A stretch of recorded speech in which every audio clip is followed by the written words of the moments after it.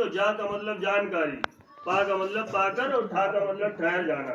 मतलब हम जिनकी पूजा कर रहे हैं उनके विषय में पूरी जानकारी तो मिल जाए, वही तो पूजा पाठ है। लेकिन हम लोगों ने तो अभी पूजा पाठ का मतलब ही नहीं जाना।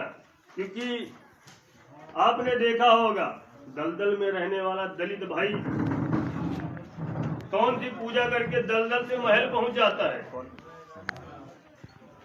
और हम लोग ऐसी कौन सी पूजा कर रहे हैं कि राजा के खून खानदान। हमने बताया ना, महाराजा गुराज निषाद जी का 3.5 किलोमीटर लंबा चौड़ा यही इलाहाबाद से पहले ही 23 किलोमीटर पहले 3.5 किलोमीटर लंबा चौड़ा किला है। जरा आप कल्पना करके देख लीजिए, जिसका 3.5 किलोमीटर लंबा चौड़ा केवल महल हो भाई, वो छोटा राजा होगा। मैं बता रहा हूँ पूरे भारत में कोई उनसे बड़ा उनका किला किसी का नहीं है। ऐसे राजा आपके महाराजा गुराज निषाद जी है। तो पूजा पाठ किस तरीके से उन लोगों ने पूजा पाठ किया, दलित भाइयों ने पूजा पाठ करके अपने समाज का भविष्य सुधार लिया। आप लोगों को पता नहीं होगा, हम लोग 33 कोट देवी देवताओं के पीछे पड़े रहे, लेकिन उन लोगों ने सिर्फ अपने भगवान की पूजा की। भीमराव अम्बेडकर और तथागत भगवान बुद्ध की पूजा की, तब जाके उनका मान सम्मान स्वाभिमान मिला। दलदल से महल पहुंच गए। जो गाय भैंस चराने वाले यादव भाई भी, उनकी कंडीशन भी बहुत खराब थी, है कि नहीं है। लेकिन उनके समाज में जन्मे धरती पुत्र मुलायम सिंह ने उनको भी बताया कि नहीं, जब तक तुम इन 33 कोट देवी देवताओं के पीछे पड़ रहे तब तक लात जूता खाते रहे, गाय भैंस चराते रहे, कोई मान सम्मान नहीं मिला, दूध में पानी डाल के बेचते रहे, कुछ नहीं मिला।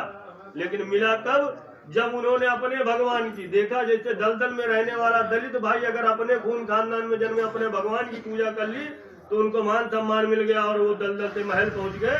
तो उसी तरीके से हम भी करेंगे। उन्होंने भी वही काम किया और अपने खून खानदान में जन्मे कृष्ण बलराम की पूजा की, तो उनका मान सम्मान मिला कि नहीं मिला भाई? मिला कि नहीं मिला? इसी तरीके से पंडित जी का देख लीजिए। पंडित जी हमको 33 कोट देवी देवताओं की पूजा कराते, लेकिन खुद अपने खून खानदान में जन्मे अपने भगवान परशुराम भगवान की पूजा करते हैं। करते हैं कि नहीं भाई? करते हैं। कहने का मतलब, पूजा का मतलब जैसे आप लोगों ने जान लिया, पू का मतलब पूरी, जा का मतलब जानकारी, पा का मतलब पाकर, ठा का मतलब ठहर जाना। मतलब आपने जान लिया कि जितने भी लोग थे अपने खून खानदान में जन्मे अपने भगवान की पूजा की, तब जाके उनका मान सम्मान स्वाभिमान शिक्षा स्वास्थ्य रोजी रोजगार सब कुछ मिला उनको। लेकिन हम लोगों ने गलती क्या की, हम लोगों ने सबके भगवान की पूजा की, लेकिन अपने भगवान की पूजा कभी की ही नहीं। सही है कि नहीं सही है? और हमारे भगवान तो ऐसे भगवान है जिनका सामना हम बता रहे हैं पूरी दुनिया में कोई नहीं कर पाया कभी। भगवान राम जी को हम लोग सब लोग भगवान मानते हैं। सही है कि नहीं सही है? भगवान राम को जब सबसे बड़ा कष्ट पड़ा था, कौन सा कष्ट पड़ा था भैया? 14 साल के लिए वनवास हो गया। जरा सोच के देख लीजिए, अगर आप साल 2 साल के लिए अगर परदेश जाते कमाने के लिए अपने बीवी बच्चे घर परिवार को छोड़कर, तो कितना कष्ट पड़ता है। और जो राम थे, प्रभु श्री राम जो राजा के लड़के थे, उनको पता चलता है कि अयोध्या में ढिंढोरा पिट गया कि राम राजा बनने वाले, और सुबह पता चलता राम राजा नहीं बल्कि 14 साल के लिए, 1-2 नहीं 14 साल के लिए वनवास जाना है। तो मुझे लगता है उससे बड़ा कष्ट किसी को भी नहीं रहा होगा। उस कष्ट की घड़ी में अगर भगवान राम को कोई याद आया तो वही बचपन के मित्र महाराजा गुराज निषाद जी याद आए थे। सही है कि नहीं सही है? और महाराजा गुराज निषाद जी के पास जाते हैं और पूरी श्रद्धा और भक्ति के साथ हाथ जोड़कर कहते हैं, जलादपत जल जंगल जमीन के राजा महाराजा गुराज निषाद जी, आज मुझे बहुत बड़ा कष्ट पड़ा है। आज मुझे 14 साल के लिए वनवास हो गया है। तो महाराजा गुराज निषाद जी कहते हैं, क्यों परेशान होते आप? बचपन के मित्र हो, एक साथ पढ़े लिखे, एक ही गुरुकुल में पढ़े लिखे हैं। आप हमारे बचपन के मित्र हो। आपको अयोध्या से निकाला गया होगा, लेकिन मेरा सिंगवेरपुर का 3.5 किलोमीटर लंबा चौड़ा किला है। आधे में आप राज करिए, आधे में हम राज करते हैं। ऐसे थे तुम्हारे पुरखे।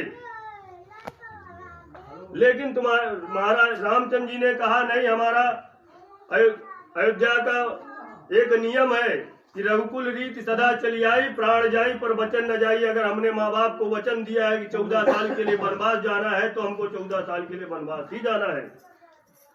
जब महाराजा गुराज निषाद जी के समझाने के बाद भी रामचंद्र जी नहीं माने, तो महाराजा गुराज निषाद जी ने कहा, अगर आप अपने माँ बाप की आज्ञा का पालन करने के लिए 14 साल के लिए वनवास जा रहे हो, इसका मतलब आप साधारण आदमी नहीं हो। तब उन्होंने कहा, जाओ आज से आपको मोहर लगाता हूँ कि पूरी दुनिया आपको राम से नहीं भगवान राम के नाम से जानेगी। पहली बार अगर रामचंद्र जी को किसी ने पूजा, किसी ने भगवान समझा, किसी ने भगवान समझ के पूजा, तो हमारे निषाद वंशी हैं, हमारे महाराजा गुहराज निषाद जी के वंश के लोग हैं। और पूजा करने के बाद भी आपको पता होना चाहिए कि जब रामचंद्र जी को, उसके बाद जब माता सीता का हरण हो जाता है तो कोई नहीं था, राम लक्ष्मण सीता 3 लोग के सिवा कोई चौथा नहीं आया था। रावण का कितना बड़ा सेना था, संभव था युद्ध करना, क्योंकि कोई नहीं था। अगर तुम्हारे महाराजा गुहराज निषाद जी ने रावण सेना दी रामचंद्र जी को और रावण राज खत्म किया, और उसके बाद जब अयोध्या आ जाते हैं तब जाके राम राज मतलब सुख का राज आता है कि नहीं है? तो वो जो आपके खून खानदान के भगवान है, अगर रामचंद्र जी के जो कि भगवान है उनके कष्ट दूर कर सकते हैं, तो क्या आप लोगों के कष्ट नहीं दूर करेंगे भाई? करेंगे तब जब आप उनकी पूजा करेंगे तब। आप तो 33 कोटि देवी देवताओं में पड़े रहे, तो पूजा नहीं किया तो कहाँ से सम्मान मिलेगा? कहाँ से आप दलदल से महल पहुंच पाएंगे? आप सोचिए, आप राजा के खानदान से होने के बाद आप दलदल में जा रहे हो, और जो दलदल में रहने वाला पूजा पाठ करके महल में पहुंच रहा है, तो गलती आपकी हो रही है कि नहीं हो रही है? हो रही। तो आज उस गलती को सुधारना है। और देख लीजिए, जिस तरीके से सब लोगों ने पूजा की, उसी तरीके से सब कुछ छोड़ के हम लोग भी अपने भगवान की पूजा करेंगे, क्योंकि हमारे भगवान ऐसे थे जिन्होंने दूसरे लोगों के कष्ट दूर किए। तो भैया हमारे तो खून खानदान के हैं, हाँ, तो नहीं करेंगे, सबसे पहले करेंगे, लेकिन उसके लिए हमको अपने भगवान की पूजा करनी होगी। सही है कि नहीं सही है? सही है। तो कार्यक्रम तो चलेगा, लेकिन उसके पहले आप सब लोगों से गुजारिश है, आप सब लोगों से निवेदन है, आप सब लोग उठ जाइए और अपने भगवान की पूजा करते हैं। पूजा करने के बाद कार्यक्रम को आगे बढ़ाया जाएगा। आप सब लोग खड़े हो जाए।